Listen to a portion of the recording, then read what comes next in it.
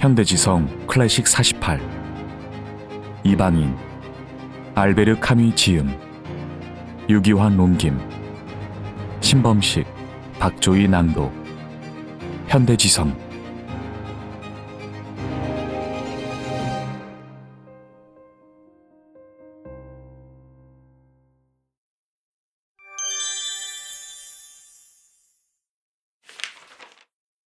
번역 초판본을 위한 옮긴이의 말 유기환 지금까지 여러 책을 우리말로 쓰기도 하고 옮기기도 했지만 이방인을 우리말로 옮긴 책을 세상에 내놓는 것은 여간 조심스럽지 않다. 거기에는 소설에 내재된 이유도 있고 외재된 이유도 있다. 말하자면 이방인은 문체를 강조하는 소설이기에 우리말로 옮기기가 몹시 어렵고 이미 여러 차례 우리말로 번역되었기에 새로움을 부여하기도 쉽지 않다. 그럼에도 불구하고 번역을 감행한 것은 그것이 개인적으로 무척 오랜 꿈이었기 때문이다. 카미 연구로 석사 학위를 받은 이후 카미의 책은 언제나 내 책장 한가운데 꽂혀 있었다. 그동안 카미의 반항인을 번역하기도 했고 알베르 카미라는 작가론을 쓰기도 했다. 특히 이방인은 빈번한 강의를 통해 학생들과 함께 반복적으로 읽은 소설이다. 이처럼 적잖은 시간을 카미 문학과 함께 보낸 탓에 이방인 번역에 대한 열정이 커졌지만 열정이 번역을 수월하게 해준 것은 결코 아니다. 물론 내용의 심화에 몰두하는 작가의 작품을 번역하는 일도 힘겹지만 문체의 조탁에 전념하는 작가의 작품을 번역할 때는 번역 무용론까지 떠오를 정도로 고통스럽다. 사르트르, 바르트, 블랑쇼 등 동시대를 풍미한 프랑스 지식인들이 공히 이방인의 문체를 상찬하고 있다는 사실은 카미가 거기에 얼마나 심혈을 기울였는가를 짐작하게 해준다. 적어도 이방인의 경우 문체를 온전히 옮기려고 애쓰지 않는 번역은 그것이 아무리 잘 읽힐지라도 최선의 번역이라고 할 수 없다. 이런 맥락에서 이방인 번역의 성패를 가르는 관건은 두 가지로 보인다. 하나는 작가의 스타일, 즉 카미의 문체를 되살리는 것이고 다른 하나는 주인공의 스타일, 즉 메르소의 성격을 되살리는 것이다. 사르트르는 카미의 문장을 절묘하게도 섬에 비유했다. 개개의 문장은 마치 하나의 섬처럼 하나의 현재적 순간으로서 고독하게 존재하며 그 다음 문장과 무에 의해 분리되고 결합한다. 이를테면 이방인의 문장은 단속적인 문장으로서 끊어짐과 이어짐을 동시에 수행한다. 그러므로 이방인을 번역할 때 한 문장을 둘로 나누거나 두 문장을 하나로 묶는 것은 절대 금물이다. 특히 카미는 하나의 문장 내에서도 알로흐, 그래서, 동크, 그러므로, 바스크, 뭐뭐이기 때문에 등 이유나 결과를 나타내는 접속어를 써야 할 듯한 곳에서 등위 접속사, 잇, 그리고를 고집스레 사용하는데 그것은 문장과 문장, 절과 절을 대등하게 병치함으로써 모든 현재적 경험의 가치를 동일화하기 위함으로 보인다.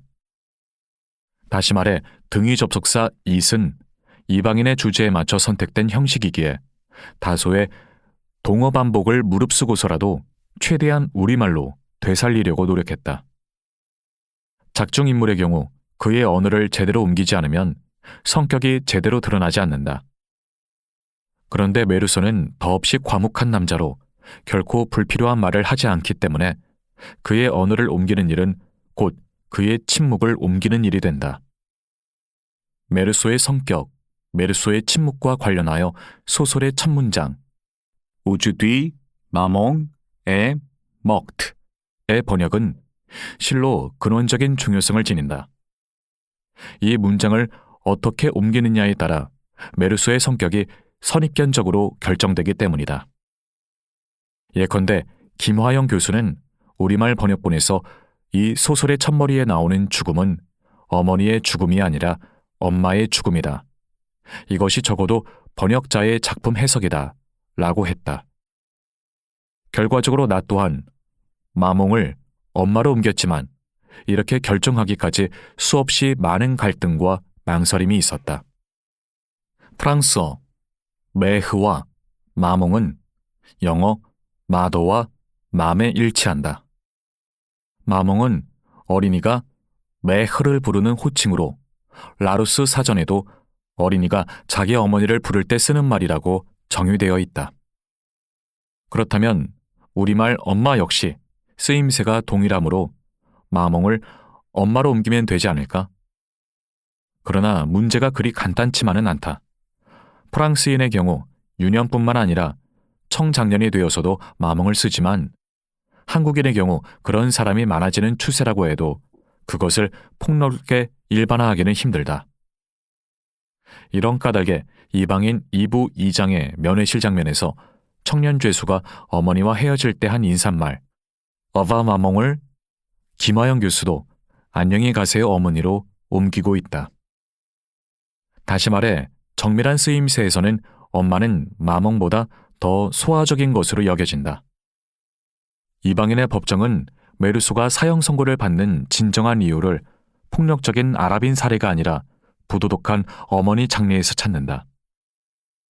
그렇다면 번역자에게는 마몽이라는 호칭이 연상시키는 주관적 애정과 장례식 때의 태도가 연상시키는 객관적 거리를 모두 형상화해야 하는 지난한 과제가 남는데 첫 문장 우주뒤 마몽의 먹트를 어떻게 옮겨야 과제의 첫 단추를 올바르게 낄 수 있을까?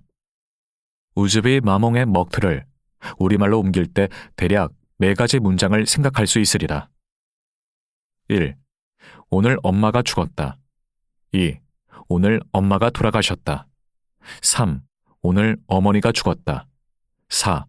오늘 어머니가 돌아가셨다. 이 가운데 2와 3은 경어법의 일관성이 결여되어 자연스럽지 않다.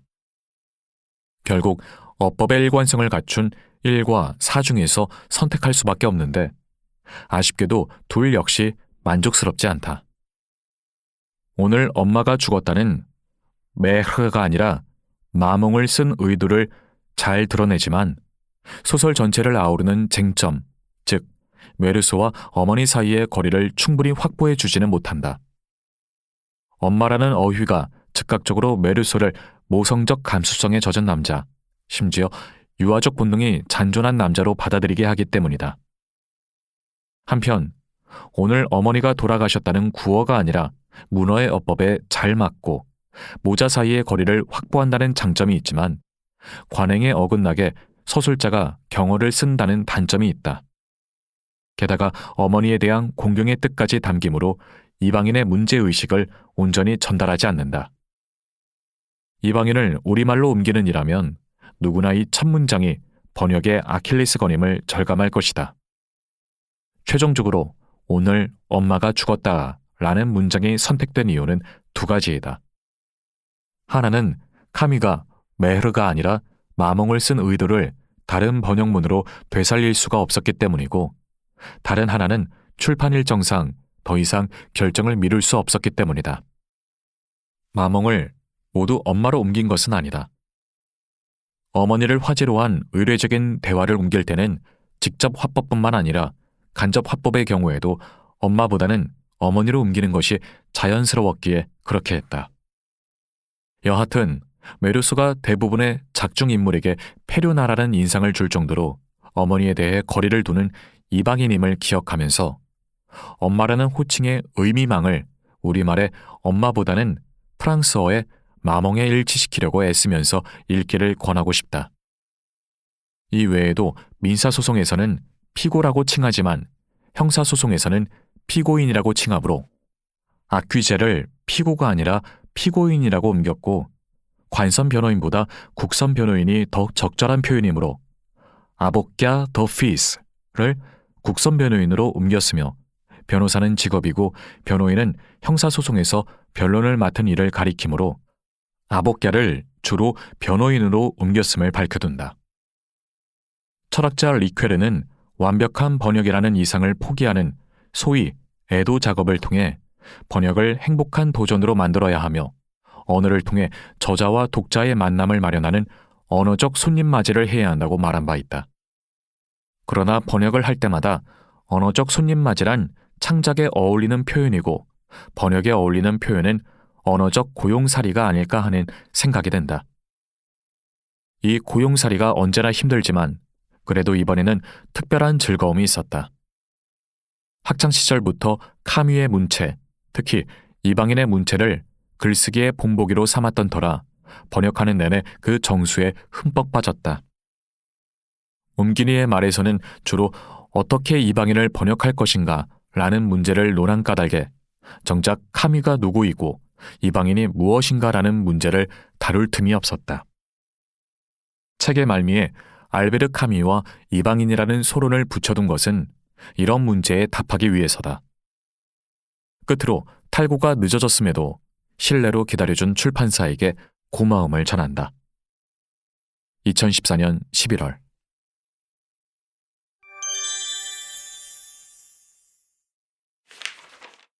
번역 개정판을 위한 옴기니의 말 유기환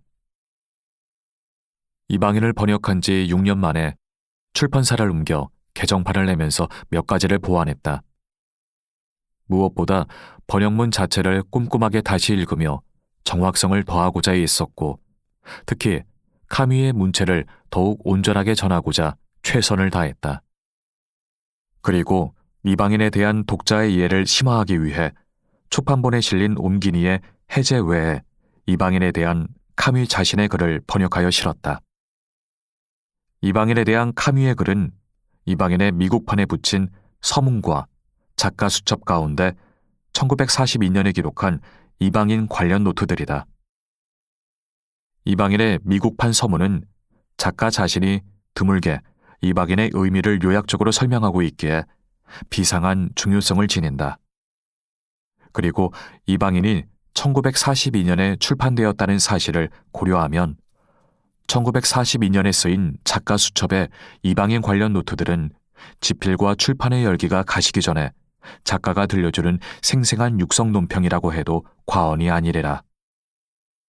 독서 지도 시간에 학생들이 20세기 프랑스 소설 가운데 한 편을, 19세기 프랑스 소설 가운데 한 편을 추천해달라고 요청할 때가 있다.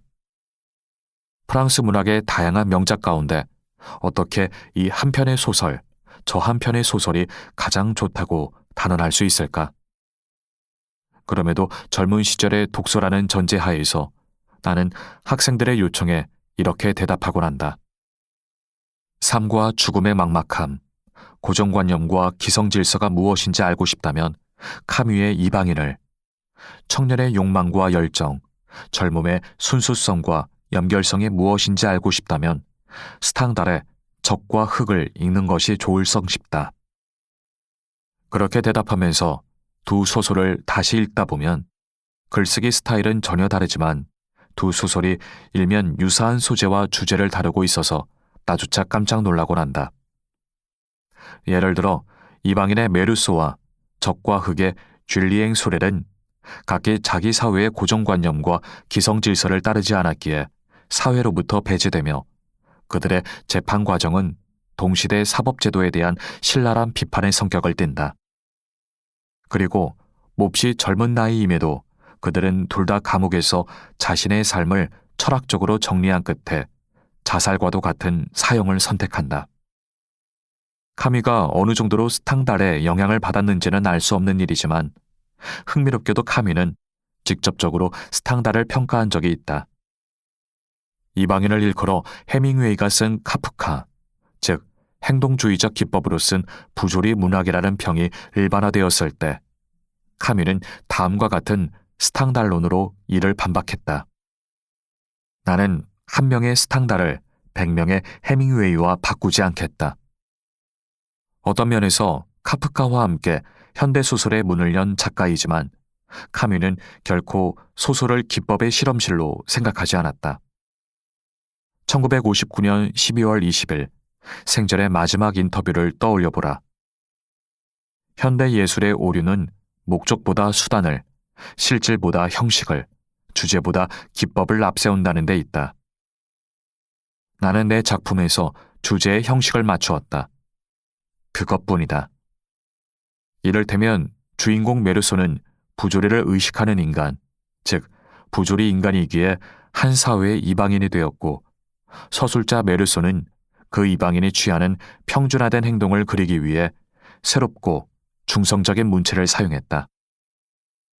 이방인 읽기에서 가장 중요한 것은 주제에 맞춰 형식이 선택되었다는 사실, 그 간단한 사실을 기억하는 게 아닐까. 2023년 1월.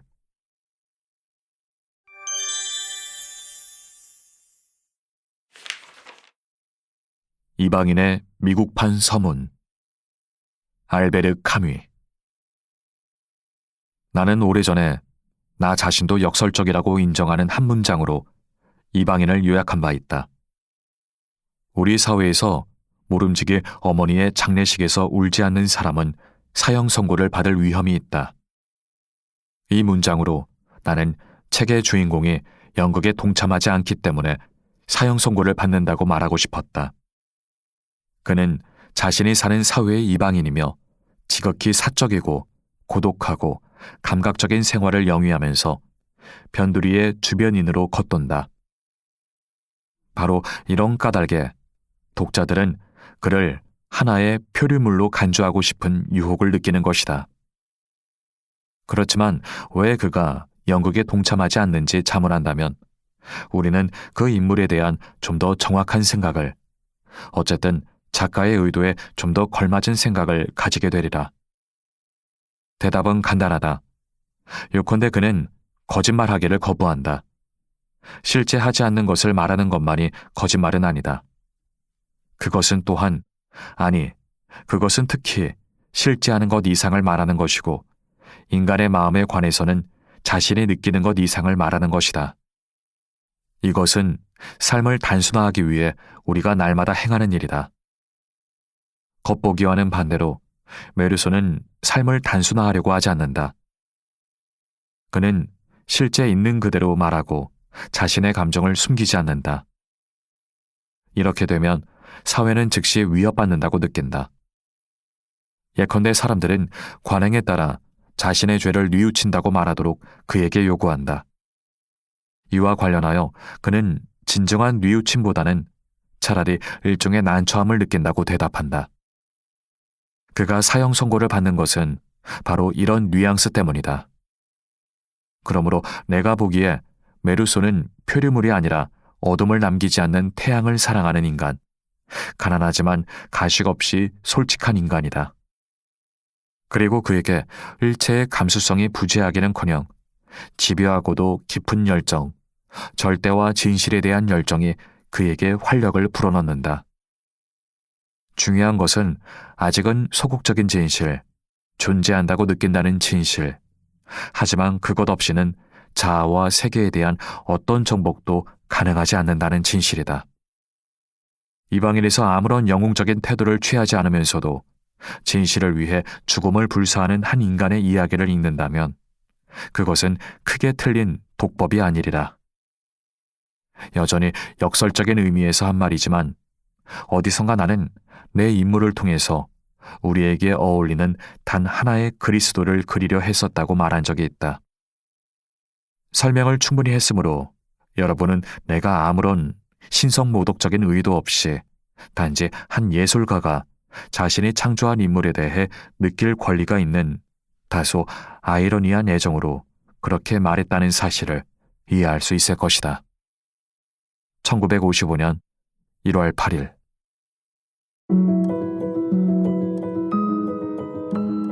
제 1부.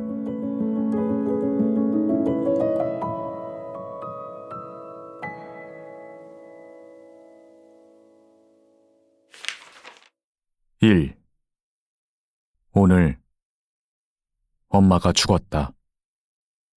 어쩌면 어제. 잘 모르겠다. 양로원으로부터 전보 한 통을 받았다. 모친 사망, 내일 장례식, 근조. 그것만으로는 아무것도 알 수 없다. 아마 어제였으리라. 양롱원은 알제에서 80km 떨어진 마렌고에 있다. 2시에 버스를 타면 오후에 도착할 것이다.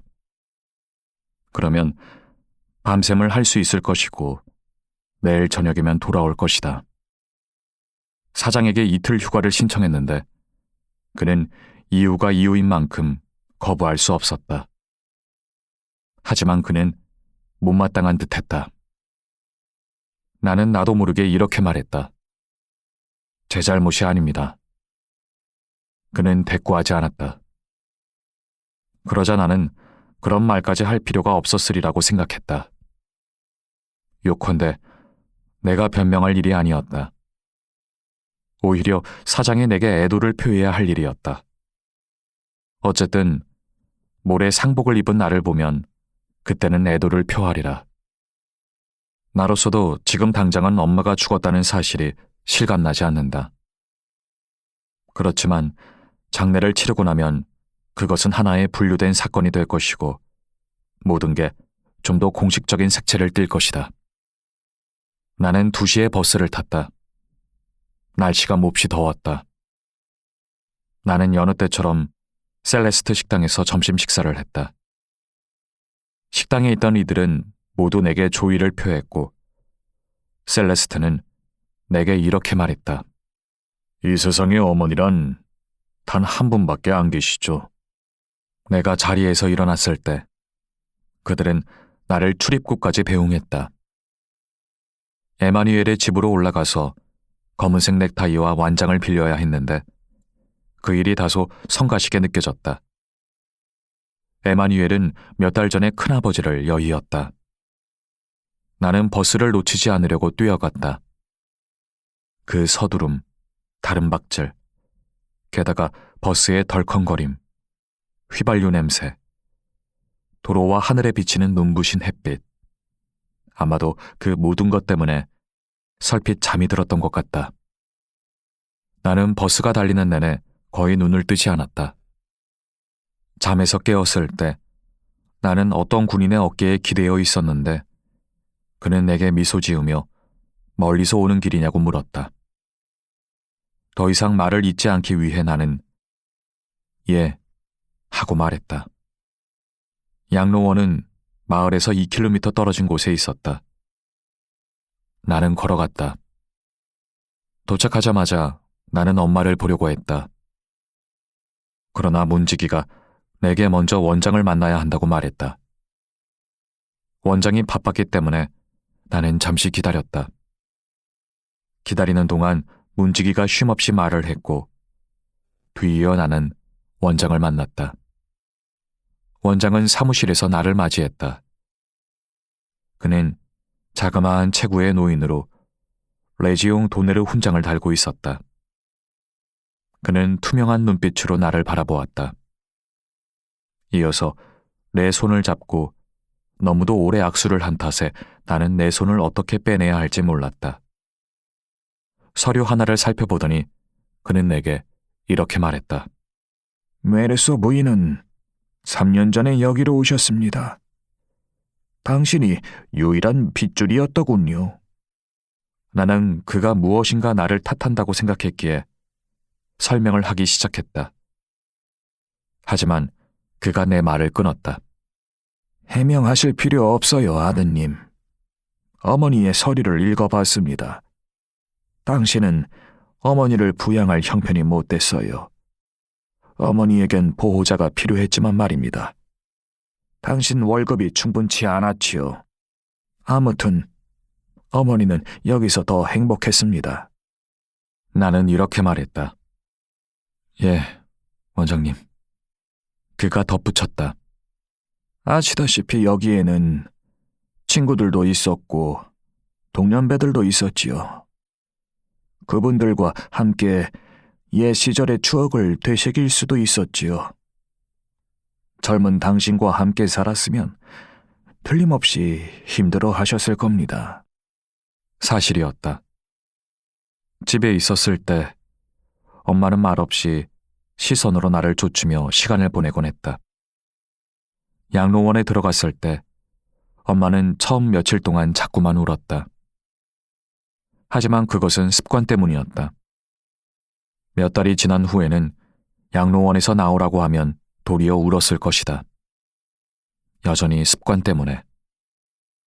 지난 1년 동안 내가 양로원을 거의 찾지 않았던 데에는 그런 이유도 조금은 있었다. 물론 일요일을 빼앗기고 싶지 않았기 때문이기도 했다.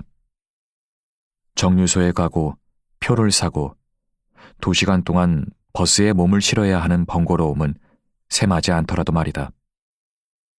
원장은 말을 계속했다. 그러나 나는 거의 귀를 기울이지 않았다. 뒤이어 그는 이렇게 말했다. 어머니를 보고 싶으실 테지요. 나는 아무 말 없이 자리에서 일어났고 그가 앞장서서 문으로 향했다. 계단에서 그가 내게 설명했다. 어머니를 영안실에 모셔두었습니다. 다른 재원자들이 동요하면 안 되니까요. 재원자가 사망할 때마다 다른 재원자들이 2, 3일 동안 신경이 날카로워집니다. 그러면 일하기가 힘들어져요. 우리는 앞마당을 가로질렀는데 거기서 여러 노인이 삼삼오오 무리를 지어 잡담을 나누고 있었다. 우리가 지나갈 때 그들은 입을 다물었다. 연이어 등 뒤에서 대화가 재개되었다. 그것은 앵무새들이 나직게 조잘거리는 소리처럼 들렸다. 작은 건물의 출입구에서 원장은 나를 두고 떠났다.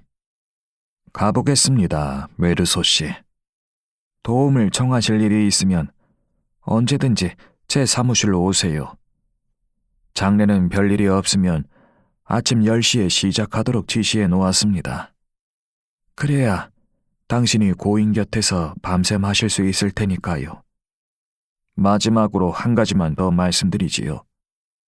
어머니께서 동료들에게 종교적인 장례를 원한다고 자주 이야기하신 듯합니다.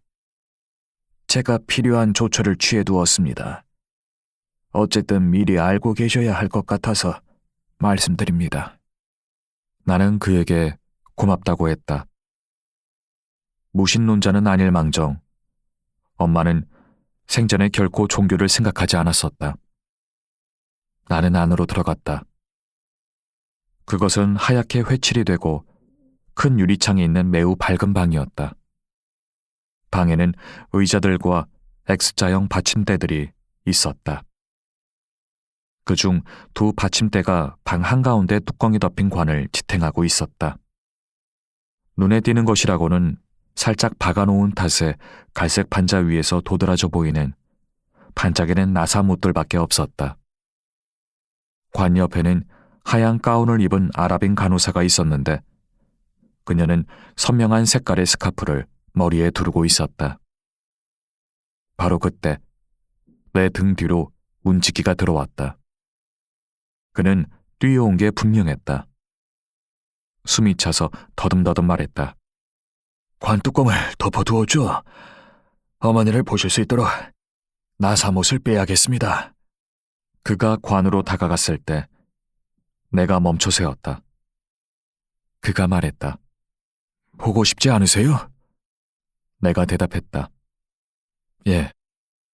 그가 동작을 멈추었고 나는 그렇게 말하지 않았어야 했다는 느낌이 들어서 거북했다. 잠시 후 그가 나를 보며 이렇게 물었다. 왜요? 그러나 질문에 비난의 뜻은 없었고 단순히 이유를 알고 싶은 듯했다. 내가 대답했다. 모르겠습니다. 그러자 그는 하얀 콧수염을 꼬면서 나를 쳐다보지도 않고 이렇게 말했다. 이해가 갑니다. 그는 연푸른색 눈이 아름다웠고 안색이 약간 붉었다. 그는 내게 의자를 내민 다음 내 뒤에 조금 떨어져서 앉았다. 간호사가 일어나서 출구를 향했다. 그때 문지기가 내게 말했다. 중양 때문에 저래요. 나는 무슨 말인지 몰라 간호사 쪽으로 고개를 돌렸는데 두 눈 밑으로 머리를 한 바퀴 돌려 감은 붕대가 보였다. 코 언저리에서 붕대가 편평했다. 그녀의 얼굴에서 보이는 것이라고는 하얀 붕대밖에 없었다. 간호사가 떠났을 때 문지기가 말했다. 이만 가볼게요. 내가 어떤 몸짓을 했는지 모르겠지만 그는 내 뒤에 그대로 서 있었다. 등 뒤에 있는 그의 존재 때문에 신경이 쓰였다.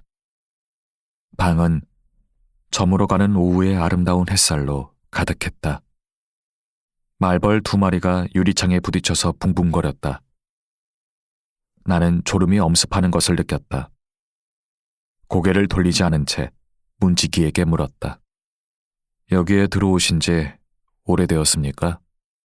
그는 진작부터 질문을 기다렸다는 듯 즉시 대답했다. 5년 되었습니다. 뒤이어 그는 한참 동안 수다를 떨었다. 그가 마랭고 양로원에서 문지기로 생을 마감하리라고 누군가 말해주었더라면 그는 화들짝 놀랐을 것이다. 그는 64살이었고 파리 출신이었다. 아, 이 지방 사람이 아니세요? 그러자 나는 그가 나를 원장실로 안내하기 전에 엄마에 대해 말했던 것이 떠올랐다.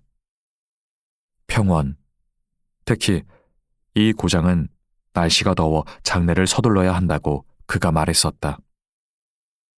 자신이 파리에서 살았으며 좀채 파리를 잊을 수가 없다고 이야기한 것이 바로 그때였다. 파리에서는 보통 사흘, 가끔은 나흘간 고인을 지켰다. 하지만 여기서는 그럴 시간이 없으며 사람이 죽자마자 영구차를 뒤쫓아야 하니 도무지 적응이 안 된다는 것이었다. 그때 문지기의 아내가 말했다. 조용히 해요. 그런 건 이분께 드릴 말씀이 아니잖아요. 노인은 얼굴을 붉히며 사과했다. 내가 끼어들며 이렇게 말했다. 아니에요, 아니에요. 나는 그가 하는 이야기가 옳고 또 재미있다고 생각했다. 문지기는 자그마한 영안실에서 자기가 극빈자로 양로원에 들어왔었다고 알려주었다. 그러나 아직도 자신이 쓸만하다고 느꼈기 때문에 문지기 노릇을 자청했다. 나는 그도 결국 재원자라는 사실을 지적했다. 그는 아니라고 했다. 나는 그가 재원자들을 지칭하는 방식에 대해 이미 놀랐었다. 그는 재원자들을 그들, 다른 사람들, 심지어 늙은이들이라고 불렀는데 재원자들 가운데 몇몇은 그보다 나이가 많지도 않았다. 하기야 당연히 경우가 달랐다. 그는 문직이었고 그들에 대해 일정한 권한을 가지고 있었다. 그때 간호사가 들어왔다. 갑자기 저녁이 되었다. 유리창 너머로 금세 어둠이 짙어졌다. 문지기가 스위치를 돌리자 벼랑간 분출되는 불빛에 눈앞이 캄캄해졌다. 그는 내게 간이 식당으로 가서 저녁 식사를 하라고 권했다. 그렇지만 나는 배가 고프지 않았다. 그는 밀크커피를 한 잔 갖다 주겠다고 했다. 밀크커피를 무척 좋아했기 때문에 나는 제안을 받아들였고 그는 잠시 후에 쟁반을 들고 돌아왔다. 나는 밀크커피를 마셨다. 그러자 나는 담배가 피우고 싶어졌다. 하지만 엄마 시신 앞에서 그렇게 해도 되는 건지 몰라 망설였다. 잠시 생각해보니 사실 그런 것은 전혀 중요하지 않았다.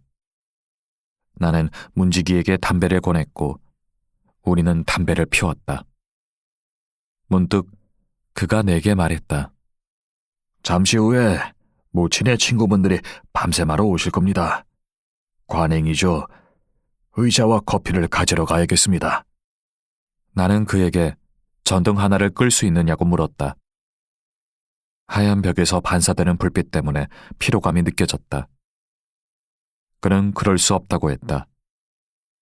설비가 그렇게 되어 있었다. 모두 켜든지 모두 끄든지 둘 중 하나만 가능했다. 나는 그에게 더 이상 신경 쓰지 않았다. 그는 밖으로 나갔다가 되돌아와서 의자들을 배치했다. 의자 하나 위에 커피포트를 놓았고 그 둘레에 잔을 쌓아 올렸다. 그런 다음 그는 엄마 건너편에 내 맞은편에 앉았다. 간호사는 등을 돌린 채 안쪽에 자리를 잡고 있었다. 그녀가 무엇을 하는지 보이지 않았다. 하지만 그녀의 팔동작으로 미루어 뜨개질을 하는 것 같았다. 실내가 포근했고 커피가 몸을 덮였고 열린 문을 통해 밤내음과 꽃향기가 들어왔다. 나는 설핏 잠이 들었던 것 같다. 무엇인가 스치는 소리에 잠이 깼다. 눈을 감고 있었던 탓에 새하얀 실내가 한층 더 눈부셨다. 눈앞에 어둠 한 점 없었고 물건 하나하나, 모서리 하나하나, 곡선 하나하나가 눈이 아플 정도로 선명하게 드러났다. 엄마의 친구들이 들어온 것은 바로 그때였다. 모두 10여 명이었고 눈을 멀게 하는 그 빛 속으로 조용히 들어왔다. 모두가 자리에 앉을 때까지 의자 하나 삐걱거리지 않았다.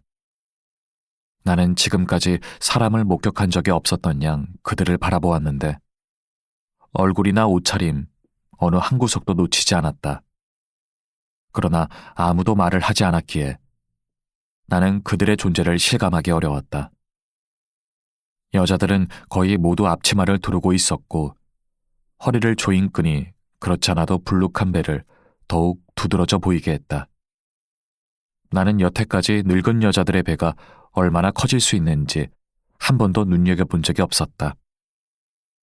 남자들은 거의 다 몹시 야유였고 손에 지팡이를 쥐고 있었다. 그들의 얼굴에서 나를 놀라게 한 것은 눈이 보이는 게 아니라 주름살의 둥지 한가운데 광채 없는 눈빛만이 보인다는 사실이었다. 자리에 앉은 그들 대부분은 이 없는 입에 입술이 먹힌 채 나를 쳐다보며 힘겹게 고개를 끄덕였는데 나로서는 그것이 인사인지 습관인지 분간하기 어려웠다. 아마도 인사를 한 게 아닌가 싶다. 바로 그때 나는 그들 모두가 문지기를 둘러싼 채 나를 마주하고 앉아 고개를 흔들고 있었다는 것을 알아차렸다. 한순간 나는 그들이 나를 심판하기 위해 이 자리에 온 게 아닌가 하는 엉뚱한 느낌이 들었다. 잠시 후 여자들 가운데 하나가 울기 시작했다. 두 번째 줄에 앉은 그녀는 다른 여자에게 가려져서 잘 보이지 않았다. 그녀는 일정한 흐느낌으로 나지막이 울었다. 그 울음은 도무지 끝나지 않을 듯했다. 다른 사람들 귀에는 그 울음이 들리지 않는 모양이었다. 그들에게는 기력도 생기도 말도 없었다. 그들은 각자 관이나 지팡이 또는 아무 것이나 바라보고 있었는데 오직 그것만을 바라보았다. 그 여자는 여전히 울고 있었다. 내가 그녀를 모른다는 사실이 몹시 놀라웠다. 그 울음소리를 더 이상 듣고 싶지 않았다. 그렇지만 그녀에게 감히 그렇게 말할 수가 없었다. 문지기가 그녀 쪽으로 몸을 기울인 채 말을 했지만 그녀는 고개를 흔들며 무엇인가 중얼거렸고 계속해서 똑같은 흐느낌으로 울었다. 그때 문지기가 내 쪽으로 왔다. 그는 곁에 앉았다. 한동안 잠자코 있다가 나를 쳐다보지도 않고 설명해 주었다. 그녀가 모친과 아주 가까웠죠. 여기서 모친이 유일한 친구였는데 이제 외톨이가 되었다고 합니다. 우리는 오래도록 그렇게 앉아 있었다. 여자의 한숨과 흐느낌이 뜸해졌다. 그녀는 코를 몹시 훌쩍거렸다. 이윽고 그녀가 조용해졌다. 더 이상 졸리지는 않았지만 나는 피곤했고 허리가 아팠다. 이제 나를 힘들게 하는 것은 이 모든 사람의 침묵이었다. 간간히 이상한 소리가 들렸는데 그것이 무엇인지 짐작할 수 없었다. 마침내 나는 그것이 노인들 가운데 몇몇이 볼 안쪽을 빨면서 기이하게 혀를 차는 소리라는 것을 알았다. 그들은 깊은 상념에 빠져 그것을 의식하지 못했다. 심지어 나는 그들 한가운데 놓인 이 주검이 그들에게 아무런 의미가 없으리라는 느낌마저 들었다. 그러나 지금 생각해보면 그것은 잘못된 느낌이었다. 우리는 모두 문지기가 따라준 커피를 마셨다. 그 이후의 일은 나도 모르겠다. 밤이 지나갔다. 내가 기억하는 것은 한순간 눈을 떴을 때 노인들이 몸을 숙이고 잠든 모습이 보였는데 오직 한 노인만이 지팡이를 쥔 두 손등에 턱을 괜 채 내가 잠에서 깨기만을 기다렸다는 듯 나를 뚫어지게 바라보고 있었다는 사실뿐이다. 그런 다음 나는 다시 잠이 들었다. 나는 허리가 점점 더 아팠기 때문에 잠에서 깼다. 햇빛이 유리창 위로 미끄러지고 있었다. 잠시 후 노인들 가운데 하나가 잠에서 깨더니 심하게 기침을 했다. 그는 커다란 격자무늬 손수건에 가래를 뱉었는데 가래를 뱉을 때마다 혀가 뽑혀 나갈 듯 했다. 그 바람에 다른 노인들이 잠에서 깼고 문지기가 그들에게 떠나야 할 때라고 말했다. 그들은 일어섰다. 이 불편한 밤샘으로 그들의 얼굴은 잿빛이 되었다. 밖으로 나가면서 그들 모두가 내 손을 꼭 잡는 바람에 나는 깜짝 놀랐다. 마치 우리가 한마디도 나누지 않은 지난 밤이 우리를 더없이 친밀한 사이로 만들기라도 한 듯 말이다. 나는 피곤했다. 문지기가 나를 자기 거처로 안내했고 나는 거기서 간단하게 세수를 할 수 있었다. 다시 밀크커피를 마셨는데 맛이 아주 좋았다. 밖으로 나오자 날이 완전히 밝았다. 마랭고와 바다를 가르는 언덕 너머로 온통 붉게 물든 하늘이 보였다. 언덕 위로 지나가는 바람이 여기까지 소금 냄새를 실어왔다. 아름다운 하루가 시작되고 있었다. 전원으로 나가본 지 오래되었기에 나는 엄마가 없다면 얼마나 즐겁게 산책할 수 있을까 하고 생각했다. 그러나 나는 앞마당 플라타노스 아래에서 기다렸다. 신선한 흙냄새를 들이켰고 더 이상 졸리지 않았다. 사무실 동료들이 생각났다. 이 시간이면 출근하기 위해 잠자리에서 일어나야 했다. 내겐 늘 가장 힘든 시간이었다. 잠시 이런 생각에 잠겼지만 건물 안에서 울리는 종소리 때문에 주의가 흐트러졌다. 창문 너머에서 소란이 일더니 이내 잠잠해졌다. 해가 좀 더 하늘 위로 솟아 있었다. 햇살 덕분에 두 발이 따뜻해졌다. 문지기가 앞마당을 가로지르며 원장이 나를 찾고 있다고 했다. 나는 원장실로 갔다. 그는 나로 하여금 몇몇 서류에 서명하게 했다. 그가 검은색 상의에 줄무늬 바지를 입은 게 눈에 띄었다. 그는 소화기를 손에 들고 내게 말했다. 장이 인부들이 벌써 와 있어요. 장이 인부들에게 영안실로 가서 관을 닫으라고 할 참입니다. 그 전에 어머님을 마지막으로 보시겠습니까? 나는 아니라고 했다. 그는 목소리를 낮추며 소화기에 대고 지시했다. 피자크, 인부들에게 영안실로 가도 좋다고 하게. 뒤이어 그가 자기도 장례식에 참석할 거라고 말했고 나는 고맙다고 인사했다. 그는 책상 건너편에 앉았고 짧은 두 다리를 꼬았다. 그는 나와 자기만 당직 간호사와 함께 장례식에 참석할 것임을 알려주었다. 원칙적으로 재원자들은 장례식에 참석하지 못했다. 다만 밤샘이 허용될 뿐이었다. 인간적 차원의 문제지요. 하고 그가 말했다. 그렇지만 이번에는 특별히 어머니의 오랜 남자친구에게 장례 행렬을 따라갈 수 있도록 허락했다. 도마펠의 영감님입니다. 그는 이렇게 말하며 미소 지었다. 그가 다시 말했다. 아시다시피 다소 유치한 감정이죠. 영감님과 어머님은 한시도 떨어지지 않았습니다. 양로원에서는 모두가 두 분을 놀리며 페레 영감님에게 이렇게 말하곤 했지요. 당신 약혼 여잔소. 그러면 영감님은 웃음을 터뜨렸습니다. 두 분은 그게 즐거웠던 거지요. 어쨌든 메르소 부인의 죽음으로 영감님이 크게 상심한 게 사실입니다. 저로서는 허락하지 않을 도리가 없었어요. 하지만 왕진 의사의 권고에 따라 어젯밤 밤샘만은 금했습니다. 우리는 한참 동안 말이 없었다. 원장은 일어서서 사무실 창으로 밖을 바라보았다. 창밖을 보던 그가 말했다. 마랭고의 사제님이 벌써 도착하셨네. 예정보다 일찍 오셨구먼. 마을에 있는 교회까지 가려면 좋기 45분은 걸어야 하리라고 그가 내게 알려주었다.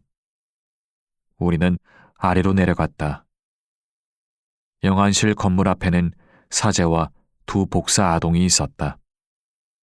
복사 아동 하나가 향로를 들고 있었고 사제는 그 아이 쪽으로 몸을 숙인 채 은사슬의 길이를 조절해주고 있었다. 우리가 건물 앞에 도착했을 때 사제가 몸을 일으켰다.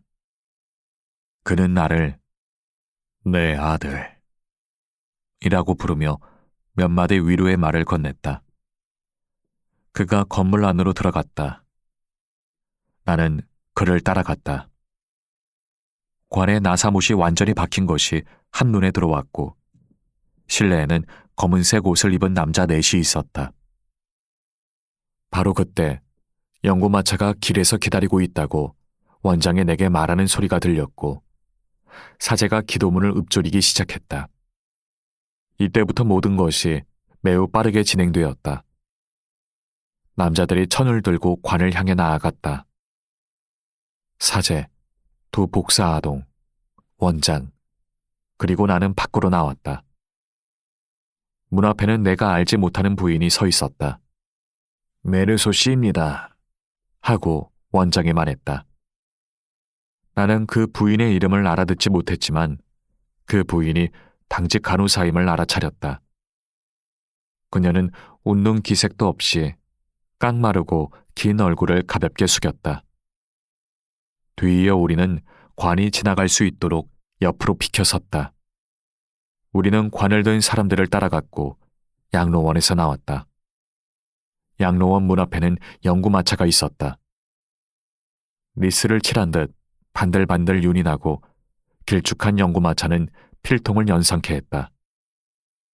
연구마차 옆에는 키가 작고 우스꽝스럽게 옷을 차려입은 호상차지와 꽂아 놓은 보리자루처럼 어색하게 서 있는 노인이 보였다.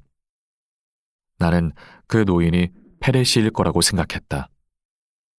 그는 윗부분이 둥글고 전두리가 넓은 헐렁한 중절모를 쓰고 있었고 그는 관이 문 앞을 지나갈 때 그것을 벗었다. 바지자락이 구두 위로 둘둘 말린 양복을 입고 있었으며 하얀색 와이셔츠에 커다란 기세비에 너무나 작은 검은색 리본을 메고 있었다.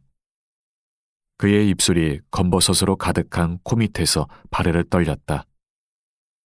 기이하게 생긴 두 귀, 쫑긋거리는 데다 귓바퀴가 흉하게 말린 두 귀가 가느다란 백발 때문에 도드라져 보였는데 얼굴은 창백했지만 두 귀는 핏빛처럼 붉어서 몹시 놀라웠다.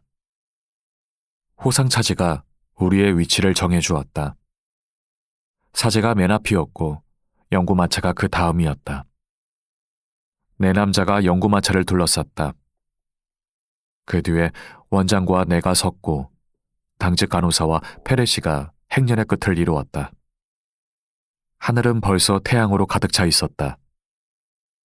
태양이 대지를 짓누르기 시작했고 열기가 빠르게 올라왔다. 나는 왜 우리가 출발하기 전에 그토록 오래 기다렸는지 모른다. 어두운 상복을 입은 탓에 나는 더웠다.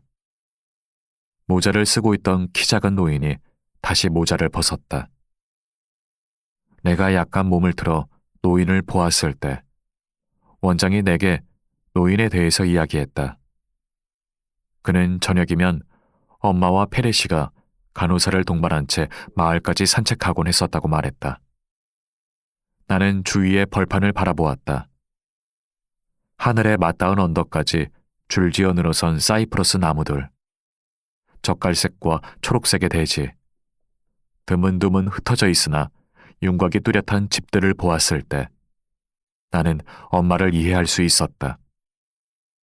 이 고장에서 저녁이란 우수에 찬 휴식과도 같았으리라. 오늘은 풍경을 일렁이게 하는 끌어넘치는 태양이 이 고장을 비인간적이고 위압적인 것으로 만들고 있었다. 우리는 걷기 시작했다. 바로 그때 나는 페레 영감이 다리를 가볍게 전다른 것을 알아차렸다. 연구마차가 조금씩 속도를 올렸고 노인은 뒤로 처졌다. 연구마차를 둘러싼 장의 인부 한 사람도 뒤처져서 나와 함께 나란히 걸었다. 나는 태양이 금세 하늘로 솟아오르는 것을 보고 놀랐다. 그러자 벌써 오래전부터 곤충들의 우는 소리와 풀잎이 타닥타닥 튀는 소리가 들판을 가득 채우고 있다는 게 느껴졌다. 땀방울이 두 뺨 위로 흘러내렸다. 모자가 없었기 때문에 나는 손수건으로 부채질을 했다. 그때 장애인부가 내게 무엇인가 말을 했는데 나는 알아듣지 못했다. 그러면서 그는 오른손으로 모자 차양을 들어 왼손에 쥐고 있던 손수건으로 머리를 닦았다. 나는 그에게 말했다. 뭐라고 말씀하셨죠? 그는 하늘을 가리키며 되풀이했다. 엄청나게 내리쬐는데요. 내가 말했다. 예. 조금 뒤에 그가 물었다. 저기 계신 분이 어머니이신가요? 나는 다시 말했다. 예. 연세가 많았습니까? 나는 엄마의 정확한 나이를 몰랐기 때문에 그런 셈이죠. 하고 대답했다. 그러자 그는 입을 다물었고 고개를 뒤로 돌렸을 때 50m쯤 떨어진 곳에 페레 영감이 보였다. 그는 손에 쥔 중절모를 흔들며 걸음을 서두르고 있었다. 나는 눈을 돌려 원장을 보았다. 그는 불필요한 동작 없이 아주 근엄한 태도로 걷고 있었다. 땀방울이 이마에 맺혔지만 그는 그것을 닦지 않았다. 행렬의 걸음걸이가 좀 더 빨라진 듯했다. 주변에는 여전히 태양으로 가득 찬 들판이 눈을 부시게 했다. 하늘에서 쏟아지는 햇빛이 견딜 수 없을 정도로 뜨거웠다. 어느 순간 우리는 최근에 재포장한 도로 위로 들어섰다. 태양이 역청을 갈라터지게 했다. 발이 거기를 짓누르자 반짝이는 속살이 밖으로 드러났다. 연구마차 위로 얼핏 보이는 마부의 흐물흐물한 가죽 모자가 마치 이 검은 진창에서 빚어낸 것처럼 보였다. 나는 푸르고 흰 하늘과 단조로운 검은색, 이를테면 속살이 드러난 역청에 끈적이는 검은색, 빛바랜 상복의 검은색, 오칠한 연구마차의 검은색 사이에서 정신이 약간 아득해졌다. 태양, 연구마차의 가죽 냄새와 말똥 냄새, 니스칠 냄새, 향 냄새, 잠을 자지 못한 간밤의 피로, 이 모든 것이 나의 시선과 생각을 어지럽혔다. 나는 다시 한번 뒤돌아보았다.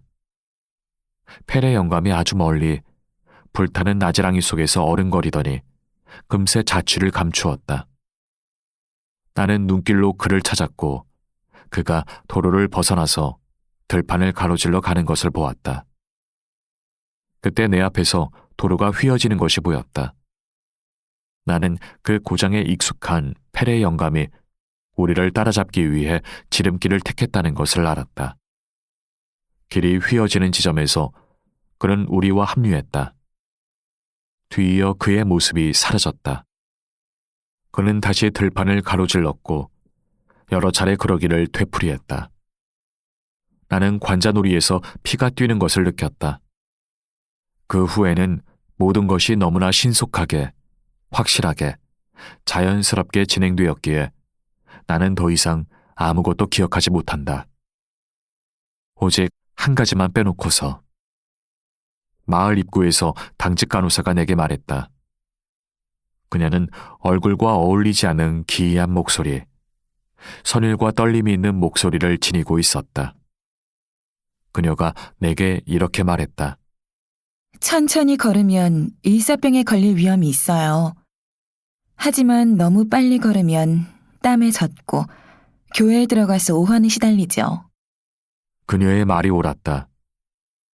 어쩔 도리가 없었다.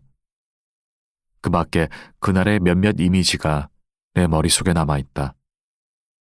예를 들면 마을 어귀에서 마지막으로 우리와 합류했을 때 보았던 페레 영감의 얼굴. 흥분과 고통으로 얼룩진 굵은 눈물방울이 그의 두 뺨 위로 흘렀다. 그렇지만 주름살 때문에 눈물방울이 완전히 흘러내리지는 못했다. 눈물방울들은 일그러진 얼굴 위에서 번지기도 하고 모이기도 하면서 니스처럼 번들거렸다. 또한 교회, 보도 위의 동네 사람들, 무덤 위에 붉은 제라늄꽃, 페레 영감의 기절. 마치 해체된 꼭두가시 같았다. 엄마의 관 위에 떨어지던 핏빛 흙. 거기에 뒤섞이던 나무 뿌리들의 하얀 속살. 사람들, 목소리들, 마을, 카페 앞에서의 기다림, 끝없이 털털거리던 엔진 소리, 그리고 버스가 알제의 불빛 둥지로 들어갔을 때, 그리하여 12시간 동안 실컷 잠을 자리라고 생각했을 때, 솟구치던 나의 기쁨이 떠오른다. 2. 잠에서 깨면서 내가 이틀 휴가를 신청했을 때 왜 사장이 못마땅한 표정을 지었는지 이해할 수 있었다. 오늘이 토요일이었다. 줄곧 잊고 있었는데 잠에서 깨면서 문득 그 생각이 떠올랐다. 당연히 사장은 내가 일요일까지 합쳐서 나흘이나 쉴이라고 여겼을 테고 그것이 그의 마음에 들었을 리 없었다. 그러나 한편 엄마의 장례식을 오늘이 아니라 어제 치른 것은 내 잘못이 아니었고 다른 한편 어쨌거나 나는 토요일과 일요일을 쉬었을 터였다. 그렇다고 해서 사장의 심정을 이해할 수 없는 것은 아니다. 어제 하루가 피곤했기 때문에 나는 잠자리에서 일어나기가 힘들었다. 면도하는 동안 무엇을 할까 고민했고 해수욕하러 가기로 마음먹었다. 나는 항구 해수욕장으로 가기 위해 전차를 탔다. 해수욕장에 도착하자 곧장 바닷물 속으로 뛰어들었다.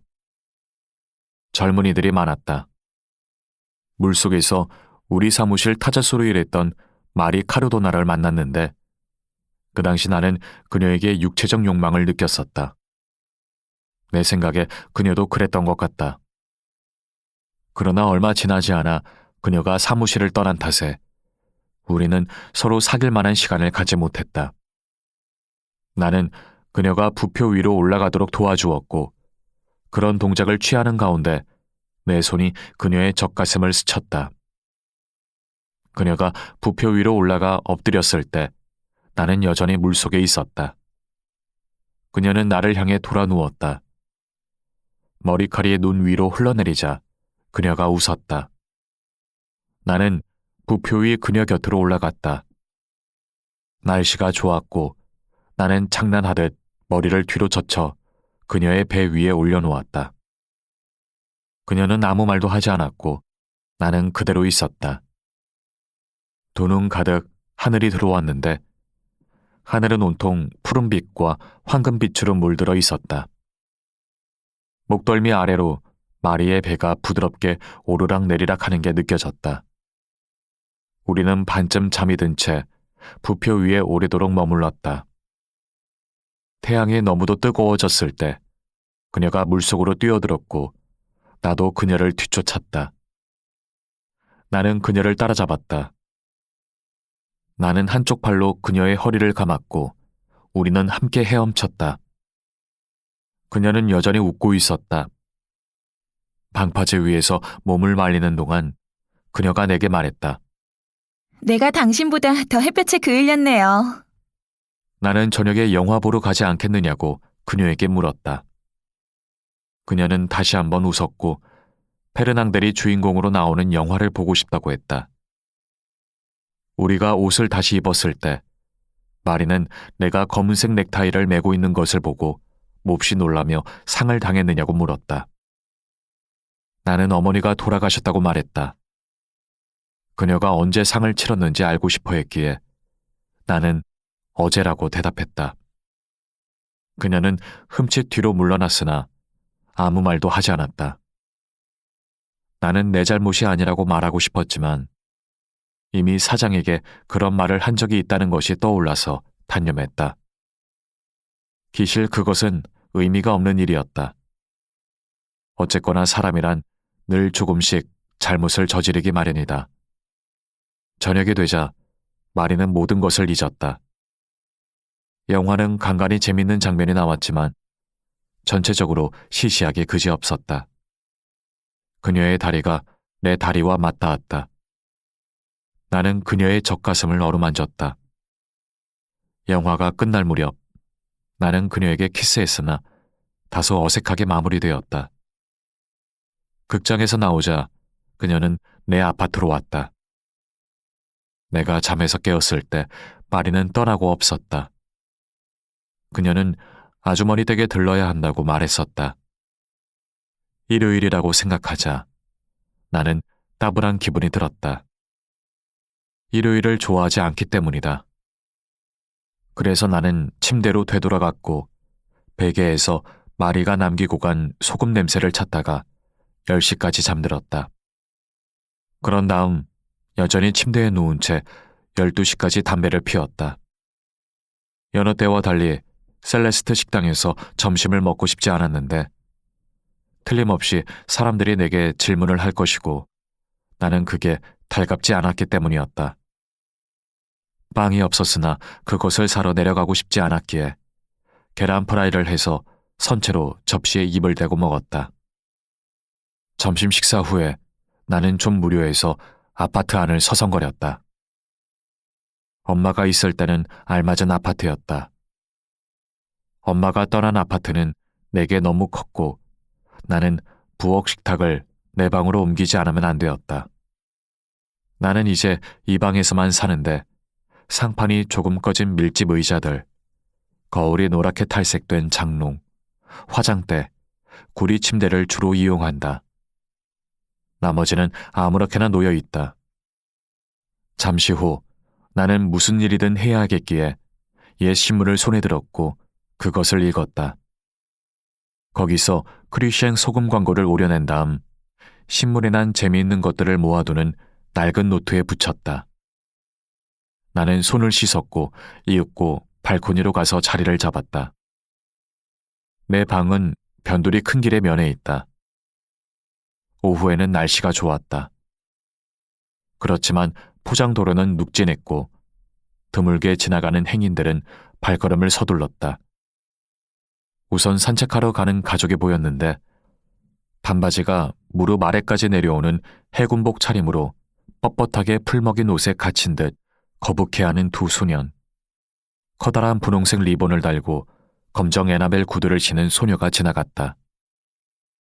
그 뒤로 밤색 실크 원피스를 입은 비대한 어머니, 내게도 낯이 익은 키가 작고 몹시 여윈 아버지가 보였다. 그는 밀짚 모자를 쓰고 나비 넥타이를 맨 차림에 손에는 지팡이를 쥐고 있었다. 아내와 함께 가는 그를 보면서 나는 왜 동네 사람들이 그를 일컬어 점잖은 사람이라고 하는지 이해할 수 있었다. 잠시 후 헤어스프레이로 고정한 머리칼, 빨간 넥타이, 몸에 꽉 끼는 재킷, 재킷의 윗주머니에 꽂은 장식 손수건, 코가 네모진 구두로 한껏 멋을 부린 변두리 젊은이들이 지나갔다. 나는 그들이 영화를 보러 가는 길이라고 생각했다. 그렇기에 이처럼 일찍 출발해 웃고 떠들면서 전차를 향한 발걸음을 서두르는 것이리라. 그들이 지나간 뒤로는 거리의 인적이 점점 드물어졌다. 사방에서 구경거리가 시작된 모양이었다. 이제 거리에는 가게 주인들과 고양이들밖에 없었다. 길가에 늘어선 무화과 나무 위로 보이는 하늘은 맑았으나 광채가 없었다. 맞은편 보도 위에서는 담배가게 주인이 의자를 들고 나와 문 앞에 돌려놓은 후 거기에 걸터 앉아 등받이에 두 팔을 퀼었다. 좀 전에 터질 듯 10,000원이었던 전차에는 이제 승객이 거의 눈에 띄지 않았다. 담배가게 옆 조그만 카페 셰피에로에서는 종업원이 텅 빈 홀에 톱밥을 뿌려 청소하고 있었다. 정말이지 일요일이었다. 나는 의자를 돌려 담배가게 주인의 의자처럼 놓았는데 그것이 더 편하게 생각되었기 때문이다. 나는 담배를 2대 피운 다음 초콜릿 한 조각을 가지러 안으로 들어갔고 창가로 되돌아와서 그것을 먹었다. 조금 뒤에 하늘이 어두워졌고 나는 여름 소나기가 한바탕 쏟아지리라고 생각했다. 그렇지만 하늘은 조금씩 밝아졌다. 그래도 먹구름이 지나가면서 거리에 비가 올 기미를 남겨놓아 거리는 여전히 어둑했다. 나는 오랫동안 하늘을 바라보았다. 5시에 전차가 소리를 내며 도착했다. 전차는 발판과 난간에 옹기종기 걸터 앉은 구경꾼들을 교외의 경기장으로부터 다시 싣고 왔다. 다음 전차는 선수들을 싣고 왔는데 나는 스포츠백을 보고 그들이 선수임을 알았다. 그들은 자기네 클럽이 절대로 패하지 않으리라고 목이 터지도록 고함을 지르고 노래를 불렀다. 여럿이 내게 손짓을 했다. 그중 하나는 이렇게 소리쳤다. 우리가 이겼어요! 나는 고개를 끄덕이며 그래요 라는 표시를 했다. 그때부터 자동차들이 몰려오기 시작했다. 해가 조금 더 기울었다. 지붕들 위로 하늘이 불구스름해졌고 땅거미가 지면서 거리는 활기를 찾았다. 산책객들이 조금씩 되돌아오고 있었다. 사람들 틈에 아까 그 점잖은 신사가 눈에 띄었다. 아이들은 울거나 부모의 손에 이끌려 터덜터덜 걷고 있었다. 뒤이어 동네 영화관들이 거리에 관객의 물결을 쏟아놓았다. 그들 가운데 젊은이들이 평소보다 더 단호한 동작을 취하는 걸로 미루어 나는 그들이 모험 영화를 봤나 보다 하고 생각했다. 시내 영화관에서 돌아오는 사람들은 좀 더 늦게 도착했다. 그들의 표정은 심각했다. 그들은 아직도 웃고 있었지만 때때로 피곤해 보였고 생각에 잠긴 듯했다. 그들은 맞은편 보도 위를 오가며 거리에 머물렀다. 동네 아가씨들이 맨머리 차림으로 서로 팔짱을 끼고 걸었다. 젊은이들이 일부러 아가씨들과 마주치면서 농담을 건넸고 아가씨들은 고개를 돌리며 웃었다. 그 가운데 내가 아는 몇몇 아가씨가 내게 손짓했다. 그때 벼랑강 거리의 가로등이 켜졌고 그 불빛이 어둠 속에 떠오르는 초저녁별을 흐릿하게 했다. 나는 그처럼 사람들과 불빛으로 가득 찬 보도를 바라보며 눈이 피로해지는 것을 느꼈다. 가로등이 젖은 포장도로를 반짝이게 했고 전차가 일정한 간격으로 지나가며 빛나는 머리칼, 미소 또는 은팔찌 위에 그림자를 지게 했다. 잠시 후 전차가 뜸해지고 나무와 가로등 위로 벌써 어둠이 짙어지면서 동네는 어느 틈에 인기척이 사라졌고 마침내 다시 텅 빈 거리를 고양이가 천천히 가로질렀다. 그때 나는 저녁 식사를 해야겠다고 생각했다. 의자 등받이에 오래도록 턱을 괴고 있었기 때문에 목이 좀 아팠다. 나는 밑으로 내려가서 빵과 스파게티 면을 사왔고 직접 요리를 해서 선채로 먹었다. 창가에서 담배를 피우고 싶었지만 공기가 서늘해서 좀 추웠다. 나는 창문을 닫았고 방으로 돌아오면서 거울에 비친 식탁 한 모퉁이, 알콜 램프와 빵 조각에 나란히 놓인 식탁 한 모퉁이를 보았다. 여느 일요일과 다름없는 일요일 하루가 지나갔고 엄마의 장례식이 끝났고 내일이면 다시 일을 시작할 것이고 결국 변한 것은 아무것도 없다고 나는 생각했다. 3. 오늘 나는 사무실에서 일을 많이 했다. 사장은 친절했다. 그는 내가 너무 피곤하지 않은지 물었고 엄마의 나이도 알고 싶어 했다. 나는 틀리지 않기 위해 60살가량이라고 대답했는데 왜인지는 모르겠으나 사장은 짐을 덜었고 이제 모두 끝난 일이라는 듯한 표정을 지었다. 내 책상 위에는 한 무더기에 선화 증권이 쌓여 있었고 나는 그 전부를 자세히 검토해야 했다. 점심 식사를 하러 사무실을 나서기 전에 손을 씻었다. 나는 정오의 이 순간을 좋아한다. 저녁이면 회전식 수건이 온종일 사용되어 축축하기 때문에 손을 씻는 상쾌함이 덜하다. 나는 어느 날 사장에게 그 점을 지적했다. 그는 유감스럽게 생각하지만 어쨌든 그것은 그리 중요한 일이 아니라고 대답했다. 나는 조금 늦게 12시 반에 발송부에서 일하는 에마뉴엘과 함께 밖으로 나왔다. 사무실은 바다를 면해 있었고 우리는 잠시 태양이 이글거리는 항구에서 화물선들을 바라보았다. 바로 그 순간 트럭 한 대가 요란한 쇠사슬 소리와 엔진 소리를 내며 다가왔다. 에마뉴엘이 탈까? 하고 물었고 나는 달리기 시작했다. 트럭이 우리를 앞질렀고 우리는 트럭을 뒤쫓아 돌진했다. 나는 소음과 먼지 속에 파묻혔다. 더 이상 아무것도 보이지 않았고 권양기들, 기계들, 수평선 위에서 춤추는 돛대들, 우리를 스쳐 지나가는 선체들 가운데서 오직 주체할 수 없는 질주의 충동만을 느꼈다. 내가 먼저 트럭을 붙잡았고 재빨리 뛰어올랐다. 나는 에마뉴엘이 트럭에 올라앉도록 도와주었다. 우리는 숨이 찼고 트럭은 먼지와 햇빛 속에서 부두에 고르지 못한 포도를 덜컹거리며 달렸다. 에마뉴엘이 숨이 넘어가도록 웃었다. 우리는 땀에 흠뻑 젖어 셀레스트 식당에 도착했다. 코수염이 하얀 셀레스트는 여느 때와 다름없이 뚱뚱한 배에 앞치마를 두른 채 식당에 있었다. 그는 내게 괜찮아요? 하고 물었다.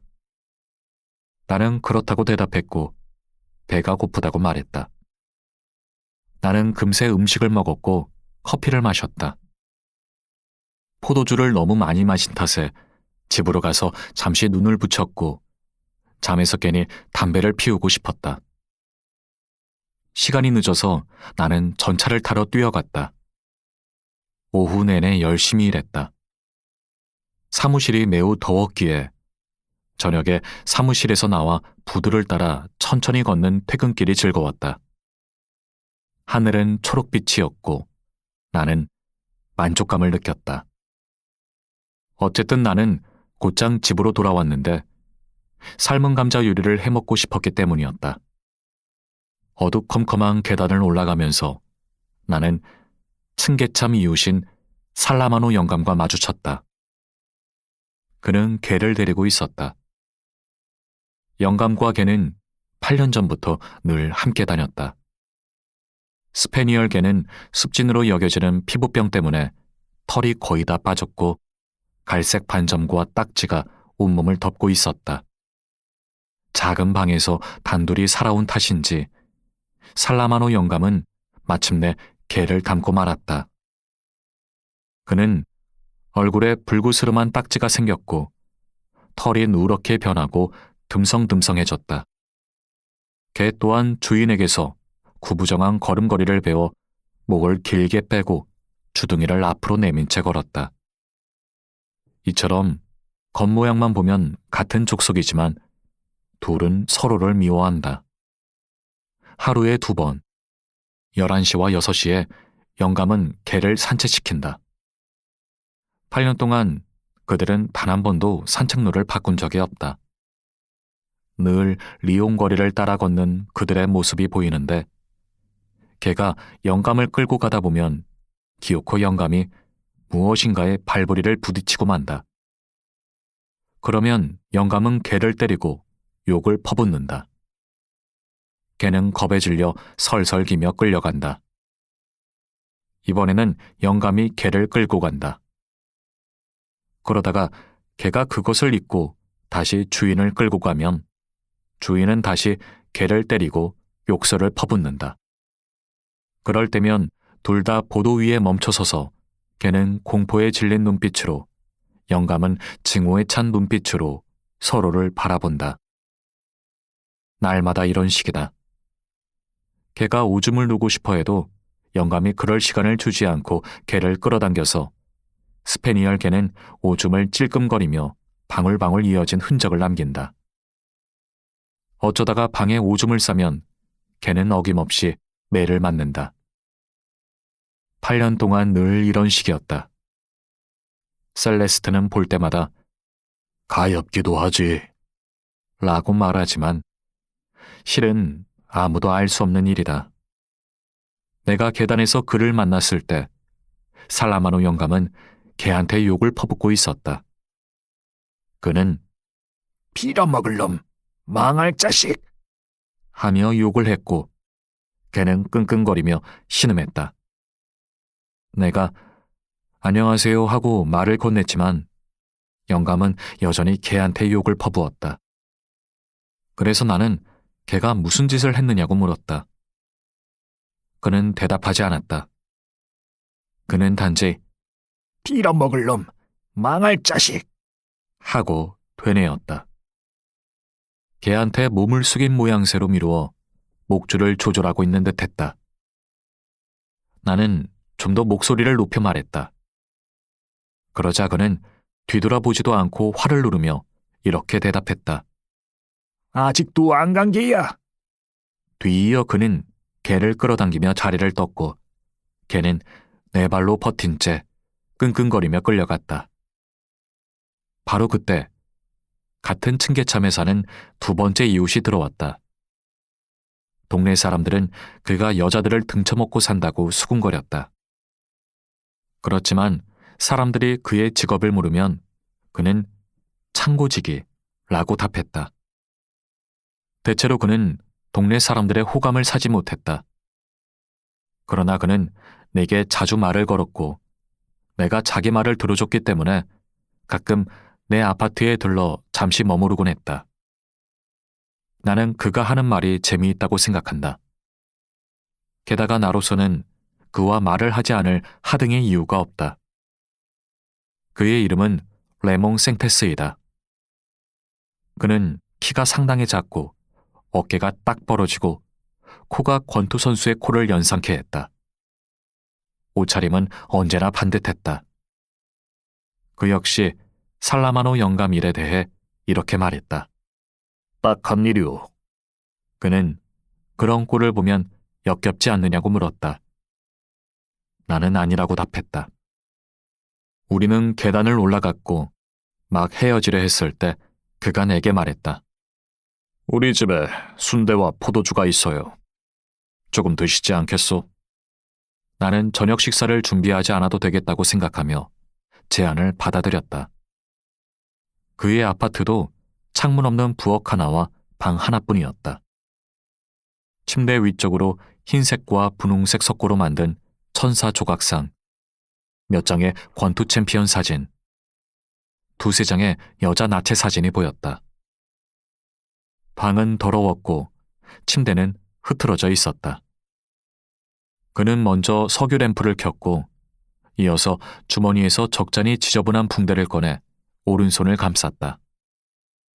나는 무슨 일이 있었느냐고 물었다. 그는 어떤 녀석이 시비를 걸어서 싸웠다고 했다. 알다시피 메르소 씨, 하고 그가 말했다. 난 나쁜 사람이 아니라 그저 욱하는 성격이 있을 뿐이오. 그놈이 나한테 이렇게 말하지 않았겠소. 사내라면 전차에서 내려. 내가 이렇게 대답했죠. 글쎄, 가만히 좀 있지 그래. 그러자 그놈이 내가 사내도 아니라고 말하더군요. 그래서 나는 전차에서 내렸고 이렇게 말했어. 그만하는 게 좋을걸. 안 그러면 본때를 보여줄 테니까. 그놈이 대꾸했어요. 어떻게 본때를 보여주겠다는 거야? 그래서 내가 한 방 먹였죠. 그놈이 뒤로 벌렁 나자빠지더군요. 난 다가가서 그놈을 일으켜주려 했죠. 그런데 그놈이 누운 채로 나한테 발길질을 해대지 않겠소. 그래서 무릎으로 한 방 먹이고 주먹으로 2번 갈겼죠. 그놈 얼굴이 피범벅이 되었어요. 내가 그만하면 됐느냐고 물었죠. 그러자 그놈이 됐어 하고 대답하더군요. 그렇게 말하면서 생테스는 줄곧 붕대를 감았다. 나는 침대에 걸터 앉아 있었다. 그가 말했다. 보다시피 내가 먼저 싸움을 건 게 아니라오. 그놈이 무례하게 굴어서 그렇게 됐습니다. 그것은 사실이었고 나는 공감을 표했다. 그러자 그는 바로 그 문제에 대해 내게 조언을 구하고 싶었으며 내가 사나이라서 인생을 잘 알 테니 자기를 도와준다면 내 친구가 되겠노라고 말했다. 내가 아무 반응도 보이지 않자 그는 내게 자기 친구가 되고 싶으냐고 다시 물었다. 나는 이러나 저러나 상관없다고 말했다. 그는 만족스러운 눈치였다. 그는 순대를 꺼내 팬에 구웠고 술잔, 접시, 포크, 나이프, 그리고 포도주 2병을 식탁 위에 놓았다. 그 모든 것을 준비하는 동안 그는 말이 없었다. 뒤이어 우리는 식탁에 자리를 잡았다. 음식을 먹으면서 그는 자기 이야기를 하기 시작했다. 처음에는 약간 망설였다. 알고 지내는 여자가 있어요. 말하자면 애인이죠. 그가 싸웠던 남자가 바로 그녀의 오빠였다. 그는 자기가 그녀를 먹여 살렸다고 했다.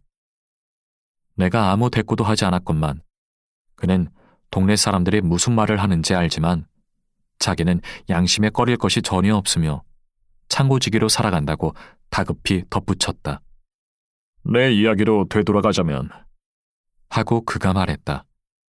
내가 속고 있다는 걸 알게 되었어. 그는 그녀에게 생활비를 빠듯하게 대주고 있었다. 그는 직접 방세를 내주었고 식비로 하루에 20프랑을 주었다. 방세 300프랑, 식비 600프랑, 때때로 스타킹 한 켤레, 토합 1000프랑이 들었죠. 그런데도 마님은 일을 할 생각조차 하지 않았어. 오히려 생활비가 적다, 내게서 받는 것만으로는 살아갈 수가 없다 하고 불평만 늘어놓았죠. 그럴 때면 내가 이렇게 잔소리를 했어요. 왜 반나절만이라도 일을 하지 않는 거야? 그렇게 하면 자잘한 비용 부담을 덜 수 있을 텐데 말이야. 이번 달만 해도 양장 한 벌 사줬지, 하루에 20프랑 줬지, 집세 치렀지. 넌 뭘 했어? 친구들과 오후에 커피 마시는 일밖에 없잖아. 커피와 설탕을 대접하는 건 너지. 하지만 돈을 내는 건 바로 나라고. 내가 그토록 잘해줬건만 보답이 이게 뭐야? 그래도 그 여자는 일을 하지 않았어. 늘 살아갈 수가 없다고 불평만 해댔죠. 그러던 중에 내가 속고 있다는 걸 알게 된 겁니다. 그는 그녀의 핸드백에서 복권 한 장을 발견했는데 그녀가 어떻게 그것을 샀는지 설명하지 못했다고 말했다. 얼마 지나지 않아 그는 증거물, 즉 팔찌 2개를 저당 잡힌 전당포 영수증을 그녀의 방에서 찾아냈다. 그때까지 그는 이 팔찌들의 존재조차 모르고 있었다. 내가 속고 있다는 걸 확실히 알게 됐죠. 그래서 나는 그 계집과 헤어졌어요. 하지만 헤어지기 전에 흠씬 두들겨 팼어. 그러고 나서 계집한테 내가 밝혀낸 사실을 말해줬어요. 게다가 이런 말도 해줬어. 네가 원하는 건 그 짓을 하며 노는 것밖에 더 있어? 이해하시죠, 메르소 씨? 마지막으로 이렇게 소리쳤어요. 내가 너한테 베푼 행복을 사람들이 얼마나 부러워하는지 알기나 해? 좀 있으면 이게 어떤 행복이었는지 깨닫게 될 거야. 그는 피가 나도록 그녀를 때렸다. 그 전에는 그녀를 때린 적이 없었다. 손찌검한 적은 있죠. 살살 어루만지든 말입니다. 계집이 비명을 질렀어요. 그러면 나는 덧창을 닫았고 여느 때처럼 그것으로 끝이었어. 하지만 이번에는 달라요. 그 정도로는 분이 풀리지 않습니다. 그러면서 그는 바로 그것 때문에 조언이 필요하다고 말했다. 그는 그을음을 내는 램프 심지를 조절하느라 말을 멈추었다. 나는 여전히 그의 말을 듣기만 했다. 포도주를 한 병 가까이 마셨고 관자놀이가 뜨거웠다. 담배가 떨어져서 나는 레몽의 담배를 피웠다. 마지막 전차가 지나가며 이제 아득히 들리는 변두리의 소리를 실어갔다. 레몽은 말을 계속했다. 난처한 것은 그가 아직도 그녀와의 섹스에 미련이 남아있다는 사실이었다. 하지만 그는 그녀를 벌하고 싶었다. 먼저 그녀를 호텔로 데려가 풍기 단속반을 부른 다음 한바탕 소란을 일으켜 매춘부 대장에 올릴 생각을 했다. 이어서 뒷골목 친구들에게 물었다. 그들은 아무런 방법도 찾아내지 못했다. 그가 내게 강조한 대로 뒷골목 사내들이 그 정도도 모른다면 체면이 서지 않을 일이었다. 그가 그들에게 그렇게 말하자 그들은 얼굴에 칼자국을 내면 어떻겠느냐고 했다. 그렇지만 그것은 그가 원하는 방식이 아니었다. 그는 더욱 고민해볼 참이었다. 그런데 그 전에 내게 부탁하고 싶은 것이 있다고 했다. 그 부탁을 하기 전에 그는 내가 이 이야기를 어떻게 생각하는지 알고 싶어 했다. 나는 아무 생각이 없다고, 하지만 재미있다고 대답했다. 그는 자기가 속고 있다고 내가 생각하는지, 나로서는 그가 속고 있는 것 같았다. 그녀가 벌을 받을 만한지, 내가 자기 입장이라면 어떻게 할 것인지 물었고, 나는 결코 누구도 알 수 없는 법이지만 그가 벌을 주고 싶어하는 기분만은 이해할 수 있다고 말했다. 나는 포도주를 조금 더 마셨다. 그는 담배 한 대에 불을 붙이고 자기 생각을 털어놓았다. 그는 차버린다는 내용과 자기 품에 안기고 싶게 만드는 내용을 동시에 담은 편지를 그녀에게 쓰고 싶어 했다. 마침내 그녀가 되돌아왔을 때 잠자리를 같이 하고 절정의 순간 그녀의 얼굴에 침을 뱉고 밖으로 내쫓을 작정이었다. 나는 그렇게 하면 과연 그녀에게 벌이 되겠다고 생각했다. 그런데 레몽은 자신이 그런 편지를 쓸 능력이 없어서 내게 그 일을 부탁하고 싶었노라고 말했다. 내가 아무 말도 하지 않았기에 그는 지금 당장 편지를 쓰기가 곤란하냐고 물었고 나는 아니라고 답했다. 그러자 포도주를 한 잔 마신 후 그는 자리에서 일어났다. 접시들과 먹다 남은 식은 순대를 한쪽으로 밀어놓았다. 그는 방수 식탁볼을 정성스레 닦았다. 나이트 테이블 서랍에서 격자무늬 종이 한 장, 노란 봉투, 자그마한 붉은색 나무 필통, 네모난 보랏빛 잉크병을 꺼냈다.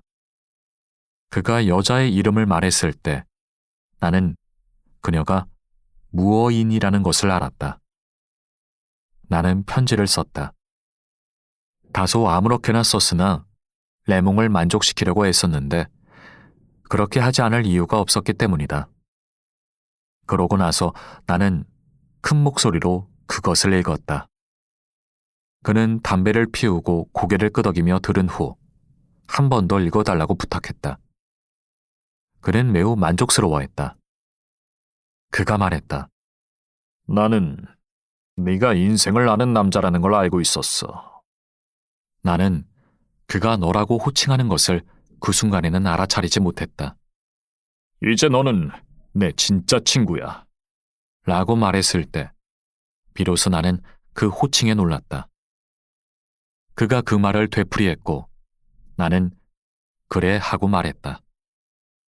나로서는 그와 친구가 되든 안 되든 상관없는 일이었지만 그는 정말로 나와 친구가 되고 싶은 모양이었다. 그는 편지를 봉했고 우리는 포도주를 마저 마셨다. 그런 다음 우리는 잠시 아무 말 없이 담배를 피웠다. 밖은 고요하게 그지없었고 자동차 한 대가 미끄러지며 지나가는 소리가 들렸다. 내가 말했다. 늦었어. 레몽도 그렇게 생각했다. 그가 시간이 빨리 지나간다고 말했고 어떤 면에서 그것은 사실이었다. 나는 졸렸지만 자리에서 일어나기가 힘들었다. 내가 피곤해 보인 것이 틀림없었는데 레몽이 자포자기해서는 안 된다고 말했기 때문이었다. 나는 처음에는 그 말을 이해하지 못했다. 그는 어머니가 돌아가셨다는 사실을 알고 있으며 어차피 한 번은 당할 수밖에 없는 일이라고 설명했다. 내 생각도 마찬가지였다.